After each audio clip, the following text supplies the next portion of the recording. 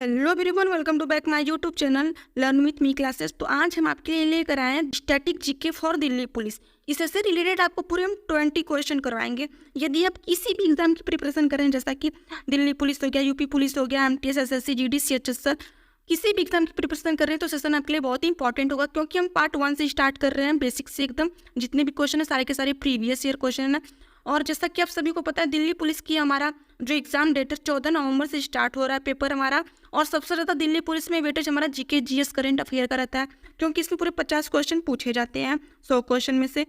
तो जितने भी क्वेश्चन कराएंगे सारे के सारे प्रीवियस और क्वेश्चन रहेंगे। यदि आप हमारे चैनल को सब्सक्राइब नहीं किए तो चैनल को क्या करिए, सब्सक्राइब पहले कर दीजिए, ताकि कोई भी नोटिफिकेशन आपसे छूट ना पाए। तो चलिए हम क्वेश्चन की ओर बढ़। तो पहला क्वेश्चन हमारा लिखा है, चाय पीने से कौन सी बीमारी होती है? ऑप्शन ए लिखा है कैंसर, ऑप्शन बी लिखा है शुगर, ऑप्शन सी लिखा है पायरिया, ऑप्शन डी लिखा है मलेरिया। तो इसका बिल्कुल करेक्ट आंसर हो जाएगा ऑप्शन नंबर बी, शुगर। चाय पीने से कौन सी बीमारी होती है? शुगर। देखिए हमारा गर्मा गर्म चाय केतली में है। तो आइए हम क्वेश्चन नंबर 2 की तरफ बढ़ते हैं। क्वेश्चन नंबर 2 लिखा है, विश्व में सबसे बड़ा मछली उत्पादन देश कौन सा है? ऑप्शन ए लिखा है भारत, ऑप्शन बी लिखा है चीन, ऑप्शन सी लिखा है जापान, ऑप्शन डी लिखा है रूस। तो इसका बिल्कुल करेक्ट आंसर हो जाएगा ऑप्शन नंबर बी, चीन हमारा क्या है, मछली उत्पादन में नंबर 1 देश है। आइए हम क्वेश्चन नंबर 3 की तरफ बढ़ते हैं। लेकिन यदि वीडियो आपको पसंद आ रही होगी तो वीडियो को लाइक कर दीजिए। क्वेश्चन नंबर 3 हमारा लिखा है, कुरकुरे के पैकेट में कौन सी गैस भरी जाती है?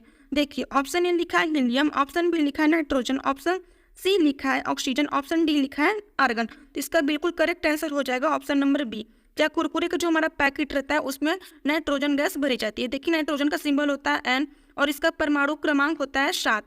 यदि ये नाइट्रोजन गैस कुरकुरे पैकेट में न भरी जाती तो जो हमारा रैपर है, जैसे कि आप सभी को पता है कि जो जैसा कि इसमें से हवा निकल जाती है तो क्या हो जाता है, बिल्कुल ये खाने में सॉफ्ट लगती है, तो जो बहुत बेकार लगती है।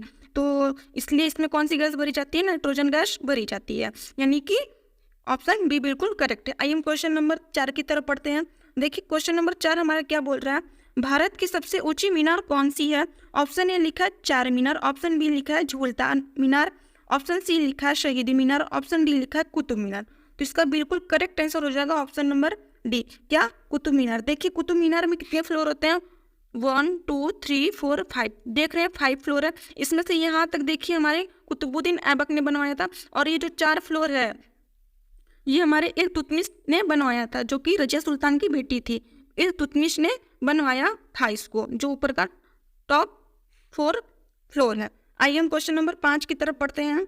देखिए क्वेश्चन नंबर 5 लिखा है, संसार का सबसे बड़ा फूल कौन सा है? ऑप्शन ए लिखा है कमल, ऑप्शन बी लिखा है रिफ्लेक्शिया, ऑप्शन सी लिखा है कैप्टस, ऑप्शन डी लिखा है रजनीगंधा।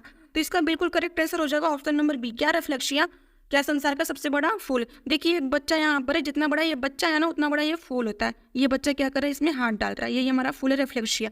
आइए हम क्वेश्चन नंबर 6 की तरफ पढ़ते हैं। क्वेश्चन नंबर 6 लिखा है हमारा, दिल्ली के किस सुल्तान को उसकी उदारता के कारण लाख बख्श पुकारा जाता था? ऑप्शन ए लिखा है कुतुबुद्दीन ऐबक, ऑप्शन बी लिखा है इल्तुतमिश, ऑप्शन सी लिखा है गयासुद्दीन तुगलक, ऑप्शन डी लिखा है अलाउद्दीन खिलजी। तो इसका बिल्कुल करेक्ट आंसर हो जाएगा ऑप्शन नंबर ए, क्या, कुतुबुद्दीन ऐबक। ये हमारे कुतुबुद्दीन ऐबक है और इनका शासनकाल देख लीजिए कितना है, 1206 से लेकर 1210 तक। और इसने क्या क्या बनवाया था? पहला हमारा बनाया था अढ़ाई दिन का झोपड़ा, कहाँ, अढ़ाई दिन का झोपड़ा। और दूसरा क्या है हमारा, कुतुब मीनार, जो कि इसने आधा ही बनवाया था। इसको पूरा किसने करवाया था? इल्तुतमिश ने करवाया था। आइए हम क्वेश्चन नंबर 7 की तरफ पढ़ते हैं। क्वेश्चन नंबर 7 हमारा लिखा है, भारत में राष्ट्रीय आय का संकलन कौन करता है? ऑप्शन ए लिखा है योजना आयोग, ऑप्शन बी लिखा है वित्त आयोग, ऑप्शन सी लिखा है भारतीय सांख्यिकी संस्थान, ऑप्शन डी लिखा है केंद्रीय सांख्यिकी संगठन। तो इसका बिल्कुल करेक्ट आंसर हो जाएगा ऑप्शन नंबर डी, क्या, कौन करता है? हमारा केंद्रीय सांख्यिकी संगठन, जैसा कि आप यहाँ पे आपको फिगर भी दिख रहा होगा। आइए हम क्वेश्चन नंबर 8 की तरफ बढ़ते हैं। क्वेश्चन नंबर 8 हमारा लिखा है, चमगादड़ निम्नलिखित किस कारण से अंधेरे में उड़ सकते हैं? देखिए चमगादड़ है और रात को ये उड़ रहा है। तो ऑप्शन ए लिखा है वे अंधेरे में वस्तुओं को देख सकते हैं, ऑप्शन बी लिखा है उनकी टांग कमजोर होती है और भूमि पर परपक्षी उन पर आक्रमण कर सकते हैं। परपक्षी का मतलब है यानी जानवर। ऑप्शन सी लिखा है वे रोशनी की कौद उत्पन्न करते हैं, ऑप्शन डी लिखा है पराशब्द की ध्वनि तरंगे उत्पन्न करते हैं। तो इसका बिल्कुल करेक्ट आंसर हो जाएगा ऑप्शन नंबर डी, क्या, वे पराश्रव्य ध्वनि तरंगे उत्पन्न करते हैं। जी हाँ बिल्कुल। आइए इसके मतलब हम नेक्स्ट क्वेश्चन की ओर बढ़ते हैं। मतलब इसको हम दिखाते हैं चमगादड़ को कैसे उड़ता है। तो देखिए आपको फिगर में दिख रहा होगा, ये हमारा चमगादड़ है, क्या, ये हमारा चमगादड़। जैसे देखिए चमगादड़ ना पहले उड़ता हमारा है, जैसे हमारा समझिए चमगादड़, और ये क्या कर रहा है, उड़ रहा है। तो जैसे ही चमगादड़ यहाँ से उड़ेगा ना, तो ये जैसे ही उड़ता है ना, पीछे से ना एक परासरब भी हमारा तरंग छोड़ता है, और ये जैसे ही उड़ेगा फिर उसी दिशा में फिर से वापस आ जाएगा, क्योंकि इसके पीछे कौन सा तरंग छोड़ता है, हमारा पराश्रव्य तरंगे छोड़ता है। कौन छोड़ता है, हमारा चमगादड़ छोड़ता है। जैसे कि चमगादड़ हो गया, ये ऐसे समझ लीजिए उड़ गया, तो फिर वही इसी दिशा में फिर से वापस आएगा, किसके कारण, पराश्रव्य तरंग के कारण। तो आइए हम नेक्स्ट क्वेश्चन की ओर बढ़ते हैं। किस देश में कुल क्षेत्रफल का सर्वाधिक प्रतिशत वनाच्छित किया है? ऑप्शन ए लिखा है गुयान, ऑप्शन बी लिखा है जापान, ऑप्शन डी लिखा है इंडोनेशिया, ऑप्शन डी लिखा है सूरीनाम। तो इसका बिल्कुल करेक्ट आंसर हो जाएगा क्या, सूरीनाम। अच्छा ये बताइए, अभी हाल में सूरीनाम का एक हमारा पुरस्कृत किससे किया गया, मतलब सूरीनाम किससे पुरस्कृत किया गया? तो आपको पता है हमारे देश की राष्ट्रपति द्रौपदी मुर्मू को सूरीनाम से पुरस्कृत किया गया है। ये हमारा छोटा सा देश यहाँ पे क्या है, सूरीनाम, जैसा कि आपको एरो में दिख ही रहा होगा। और एक क्वेश्चन आपसे और पूछ रहे हैं, जैसा कि फिजी, पलाओ, न्यू गिनी, ये पुरस्कार किसे दिया गया है? हमारे देश के प्रधानमंत्री नरेंद्र मोदी जी को। और सूरीनाम पूछे तो किसको दिया गया है, राष्ट्रपति जी को। किसको दिया गया है, राष्ट्रपति जी को दिया गया है। आइए हम क्वेश्चन नंबर 10 की तरफ पढ़ते हैं। क्वेश्चन नंबर 10 हमारा लिखा है, भारत के राष्ट्रीय गीत गाने की समयावधि कितनी है? ऑप्शन ए लिखा है 52 सेकंड, ऑप्शन बी लिखा है 42 सेकंड, ऑप्शन सी लिखा है 65 सेकंड, ऑप्शन डी लिखा है 60 सेकंड। तो देखिए हमारा राष्ट्रीय गीत पहले क्या होता है, वंदे मातरम। बहुत लोग कंफ्यूज हो गए होंगे, लेकिन हमारा राष्ट्रीय गीत वंदे मातरम होता है, और इसके रचयिता हमारे बंकिम चंद्र चटर्जी है। कौन है, बंकिम चंद्र चट्टोपाध्याय है। और ये बंगाली भाषा में हमारे लिखे थे, मिश्रित भाषा में, एक मिनट, बंगाली भाषा में लिखे थे, बंगाली भाषा में इसको हमारे लिखे थे कौन, बंकिम चंद्र चट्टोपाध्याय। तो ये जो गाने की इसकी समयावधि है, ऑप्शन नंबर डी बिल्कुल करेक्ट है, 60 सेकंड में इसको मैक्सिमम गाया जाता है। आइए हम नेक्स्ट क्वेश्चन की ओर बढ़ते हैं। नेक्स्ट क्वेश्चन हमारा लिखा है, भारत में राष्ट्रीय गान गाने की समयावधि कितनी है? देखिए ऑप्शन ए लिखा है हमारा 52 सेकंड, ऑप्शन बी लिखा है 42 सेकंड, ऑप्शन सी लिखा है 65 सेकंड, ऑप्शन डी लिखा है 60 सेकंड। तो जो हमारा राष्ट्रीय गान रहता है ना, उसको हम 52 सेकंड में गा लेते हैं। आइए हम नेक्स्ट क्वेश्चन की ओर बढ़ते हैं, क्वेश्चन नंबर 12 की तरफ। देखिए क्वेश्चन नंबर 12 क्या लिखा है, भारतीय राष्ट्रीय कांग्रेस की स्थापना कब हुई? ऑप्शन ए लिखा है 1885 ईस्वी में, ऑप्शन बी लिखा है 1895 ईस्वी में, ऑप्शन सी लिखा है 1865 ईस्वी में, ऑप्शन डी लिखा है 1890 ईस्वी में। तो इसका बिल्कुल करेक्ट आंसर हो जाएगा, देखिए यहाँ पे लिखा भी है 1885 ईस्वी में हुआ था शुरुआत, और इसका अंत कब हुआ था, 1985 ईस्वी में। आइए हम नेक्स्ट क्वेश्चन की ओर बढ़ते हैं।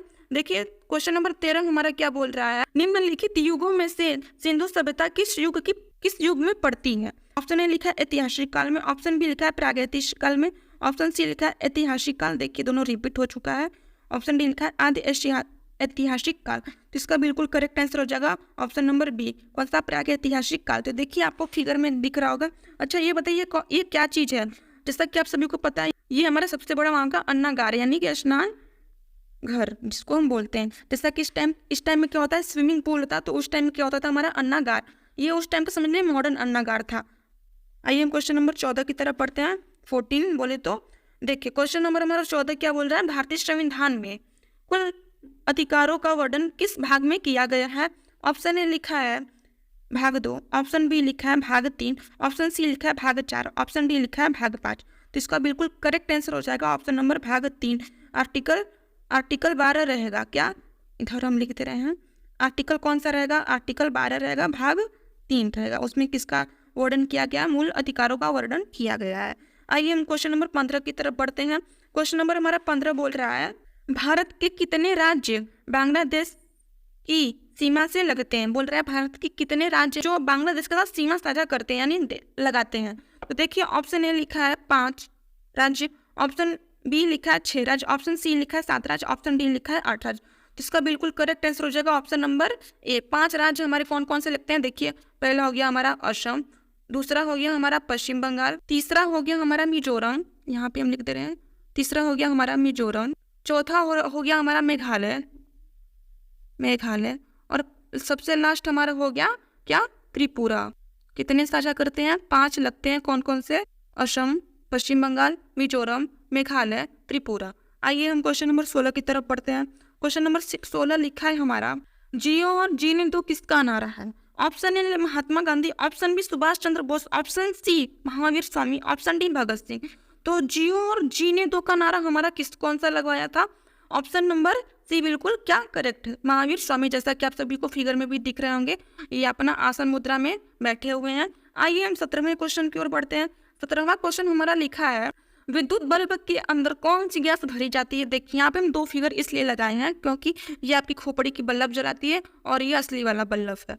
ऑप्शन ए लिखा है हीलियम, ऑप्शन बी लिखा है नाइट्रोजन, ऑप्शन सी लिखा है आर्गन, ऑप्शन सी लिखा है ऑक्सीजन, ऑप्शन डी लिखा है। तो इसका बिल्कुल करेक्ट आंसर हो जाएगा ऑप्शन नंबर डी। क्या? आर्गन। इसका सिंबल क्या होता है? AR होता है और इसका परमाणु क्रमांक कितना होता है? 18। और ये हमारे बल्ब में गैस भरी जाती है। इसको जो देख रहे हैं इसको बोलते हैं टंगस्टन, फिलामेंट का बना होता है ये।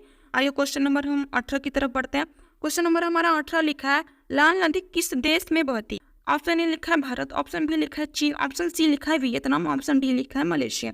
जैसा कि आप सभी को फिगर में दिख रहा होगा, ये हमारा जो देख रहे हैं ना, ये जो आर्य बहते हुए, ये हमारा यहाँ पर वियतनाम एक छोटा सा देश है जो कि ये वियतनाम में भी बहती है, जो कि ऑप्शन नंबर सी बिल्कुल करेक्ट है। आइए हम क्वेश्चन नंबर 19 की तरफ बढ़ते हैं। क्वेश्चन नंबर हमारा 19 क्या बोल रहा है, भारतीय मुद्रा का नाम रुपया किसने रखा था? देखिए यहाँ पर ये रुपया का हमारा साइन है। ऑप्शन ए लिखा है अकबर, ऑप्शन बी लिखा है शेरशाह, ऑप्शन डी लिखा है जहांगीर, ऑप्शन सी लिखा है जहांगीर, ऑप्शन डी लिखा है हुमायूं। तो इसका बिल्कुल करेक्ट आंसर हो जाएगा कौन? शेरशाह ने कौन सा मतलब क्या रखा था? मुद्रा का नाम हमारा रुपया रखा था। किसने रखा था? शेरशाह। आइए लास्ट क्वेश्चन की ओर बढ़ते हैं। तो आज का लास्ट क्वेश्चन है हमारा, उगते सूर्य की भूमि किस देश को कहा जाता है? और इसका आंसर आपको क्या करना है? कमेंट